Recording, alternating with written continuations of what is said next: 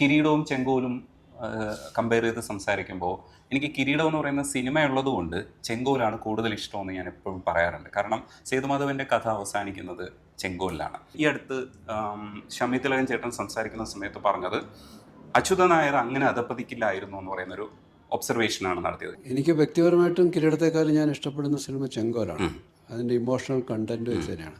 കിരീടത്തിലെ സേതുമാധവനോ അച്യുതൻ നായർക്കോ മറ്റ് ക്യാരക്ടേഴ്സിനോ ഒരു പാസ്റ്റ് ഇല്ല, അല്ലെങ്കിൽ ഒരു ഒരു ഒരു കൈപ്പേറിയ ഒരു ജീവിതാനുഭവം ഉണ്ടായിരുന്നില്ല.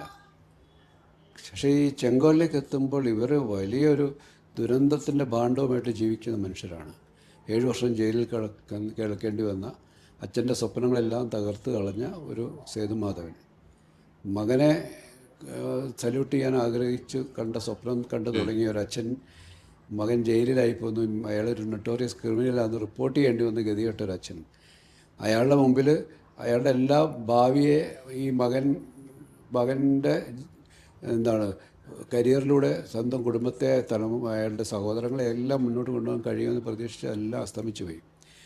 രോഗിണിയായ അമ്മ, വിവാഹം ബന്ധം വേർപെട്ട് നിൽക്കുന്ന സഹോദരി, ഒരിടത്തും എത്താത്തൊരനിരുത്തി, കുടുംബത്തിൻ്റെ പ്രതീക്ഷയായിട്ട് പിന്നെ മുന്നോട്ട് കൊണ്ടുപോകുന്ന ഇളയ അനുജനെ അവനെ പഠിപ്പിക്കാനുള്ള, അങ്ങനെ ഒരുപാട് ജീവിതത്തിൻ്റെ എല്ലാ കഷ്ടങ്ങളിലൂടെയാണ് അച്യുതൻ നായർ കടന്നു പോകുന്നത്. അയാൾ വളരെ സത്യസന്ധനായ ഒരു പോലീസ് ഓഫീസർ ആയിരുന്ന ആൾ ഗതികേടിൻ്റെ അങ്ങേറ്റത്ത് എത്തിപ്പെട്ടിരിക്കുകയാണ്. അയാൾക്ക് ഇതെല്ലാം ശരിയല്ല എന്ന് അറിഞ്ഞിട്ടും അയാൾക്ക് ഇത്രയും ആൾക്കാരെ സംരക്ഷിക്കാനുള്ള അയാൾക്ക് വേണേൽ ആത്മഹത്യ ചെയ്ത് കളയായിരുന്നു. അത് ചെയ്തില്ല അയാൾ അന്ന് ആദ്യം. അയാളൊന്ന് പിടിച്ചു നിൽക്കാൻ ശ്രമിച്ചതാണ്, പക്ഷേ അവിടെയും സാധിച്ചില്ല. അയാൾക്ക് ഏറ്റവും വലിയ ദുരന്ത മുഖത്ത് അയാൾ എത്തി നിൽക്കുന്നത് ഈ ഹോട്ടൽ മുറിയിൽ വെച്ച് മകൻ കാണുന്ന ഘട്ടത്തിലാണ്. എന്നെ സംബന്ധിച്ചിടത്തോളം ഏറ്റവും സേതുമാധവൻ്റെ ജീവിതത്തിൻ്റെ തകർച്ചകളുടെ ഒരു തുടർക്കഥയാണ് ചെങ്കോൽ എന്ന് പറയുന്നത്.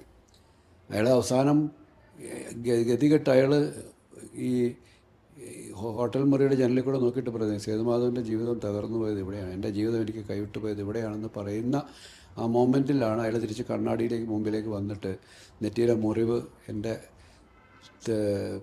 തൂവലാണ്, എൻ്റെ കിരീടത്തിൻ്റെ തൂവലാണെന്ന് പറയുന്ന ഗതിയാണ്. എൻ്റെ അടുത്ത് വേറെ ആരും ഈ ഷമ്മി പറഞ്ഞ കമൻറ്റ് പറഞ്ഞു. പക്ഷേ നമ്മൾ തിലകൻ ചേട്ടൻ ആ കഥാപാത്രം ചെയ്യാൻ പാടില്ലായിരുന്നു എന്നൊക്കെ പറയുന്നതിനല്ല, നമ്മളൊരു കഥാപാത്രത്തെയാണ്, അച്യുതൻ നായരെയാണ് നമ്മൾ പോർട്രേ ചെയ്യുന്നത്. അത് ഒരു റൈറ്ററോ ഒരു ഡയറക്ടറോ മുന്നോട്ട് വെക്കുന്നൊരു കഥാപാത്രത്തെ എങ്ങനെ നന്നായിട്ട് എനാക്ട് ചെയ്യാൻ കഴിയുന്നു എന്നുള്ളതാണ് ഒരു നടൻ്റെ അതിൻ്റെ ധാർമ്മികതയല്ല പ്രശ്നം. കഥാപാത്രത്തിൻ്റെ പോർട്രേ ചെയ്യാൻ അയാൾ അത് ഗംഭീരമായിട്ട് തിലകൻ ചേട്ടൻ ചെയ്തു.